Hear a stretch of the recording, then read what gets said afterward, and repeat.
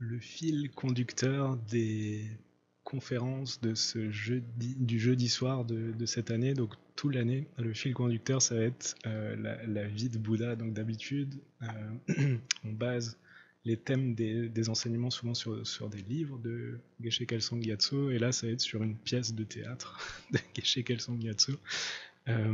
Qu'on peut trouver donc dans ce DVD. Donc on va pas regarder la télé les jeudis soirs, mais vous pouvez visionner, je vous encourage à regarder cette pièce qui est très spéciale en fait.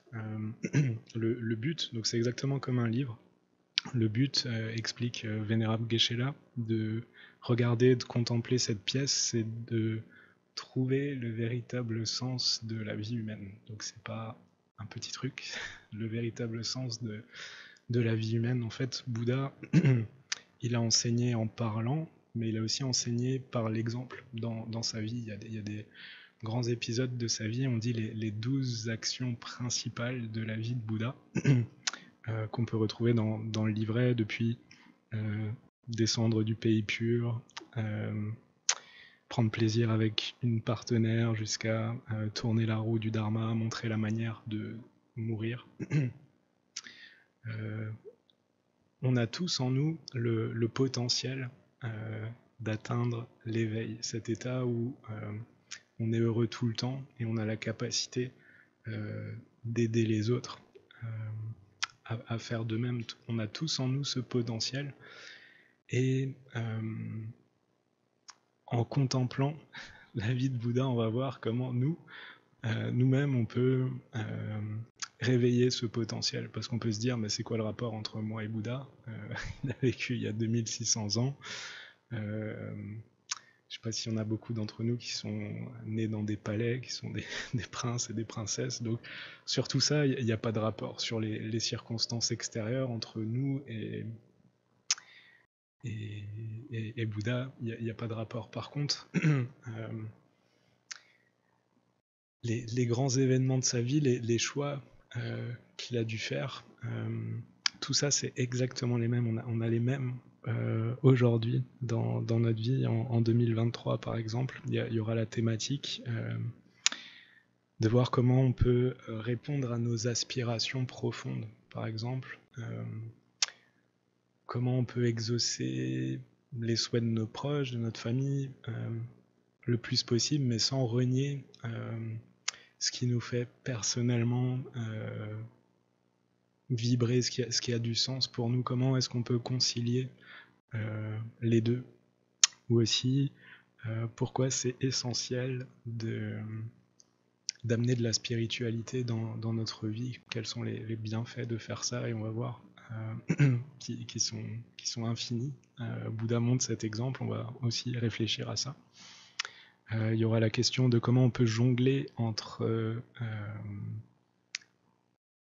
une vie active, normale en 2023, et une pratique spirituelle, ou mieux que jongler, comment est-ce qu'on peut unir les deux? Comment on peut unir une vie spirituelle authentique avec une vie normale en France en 2023? Comment les deux vont ensemble? Bouddha a donné des enseignements là-dessus également. Il y aura la thématique, je ne peux pas tout lister parce que ça va durer toute l'année, mais par exemple aussi comment on peut donner du sens à notre vie tout en restant normal extérieurement. Il y a ce thème dans le bouddhisme de ne pas se couper des autres, de rester naturel tout en changeant notre aspiration. C'est possible. On va voir à quel point cultiver la compassion, ça a un grand pouvoir dans notre vie, comment ça peut nous aider à être plus bénéfique envers nos proches et envers le monde, envers la société en fait. Comment est-ce qu'on peut être bénéfique à la société, aux gens qu'on rencontre en général, cultiver la compassion. On va voir à quel point on va s'inspirer pour se rappeler à quel point c'est essentiel dans notre vie. Il y a la question aussi d'éviter les extrêmes. l'extrême du spirituel et l'extrême du matériel. Ça, c'est une grande question parce que il y a l'extrême de toujours arranger les choses extérieurement dans notre vie et jamais penser à notre esprit. Et puis il y a l'extrême à que faire de la méditation et jamais rien faire extérieurement. Ça, c'est deux extrêmes. Donc on les retrouve toujours, ces deux attitudes extrêmes, que ça soit pour faire les grands choix dans notre vie, sur comment on gère nos projets, notre évolution, tout ça, mais juste aussi sur une base plus quotidienne, quand on a une difficulté relationnelle avec quelqu'un, quelle est la part de je change mon esprit et quelle est la part de j'essaye d'arranger extérieurement avec la personne. Bouddha a expliqué une voie du milieu entre ces deux extrêmes, c'est super intéressant. Peut-être un des grands thèmes aussi qu'on trouve dans cette pièce de théâtre, la vie de Bouddha, on peut dire, c'est une pièce de théâtre. C'est comment devenir acteur de sa vie.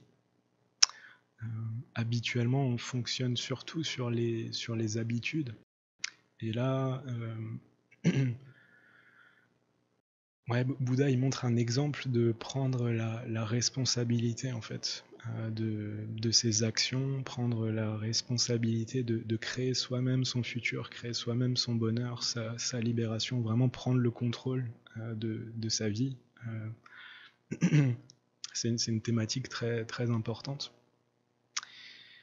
Donc il y en aura plein, des thèmes comme ça à chaque fois. Donc je ne vais pas que nous parler de la vie de Bouddha, mais je vais donner juste un épisode, peut-être parler comme là 5 minutes au début, et puis après on va vraiment voir comment appliquer, utiliser la thématique. On va bien sûr méditer sur tous les thèmes importants du bouddhisme, la compassion, l'impermanence, la sagesse, etc. Et je pense que ça va être merveilleux, c'est très libérateur de penser à tous ces thèmes, clarifier des choses dans notre vie. Des fois il y a des choses qu'on ne questionne pas, qui sont là depuis toujours et qu'on laisse comme ça en plan. Mais là, d'aller clarifier ces choses, des fois il n'y a rien à changer, mais des fois juste un tout petit truc, une intention, une manière de voir les choses, et on se sent plus, je dirais, aligné à nos aspirations profondes, profondément en accord avec soi. Et ça fait beaucoup de place en fait. Mentalement, ça nous apaise.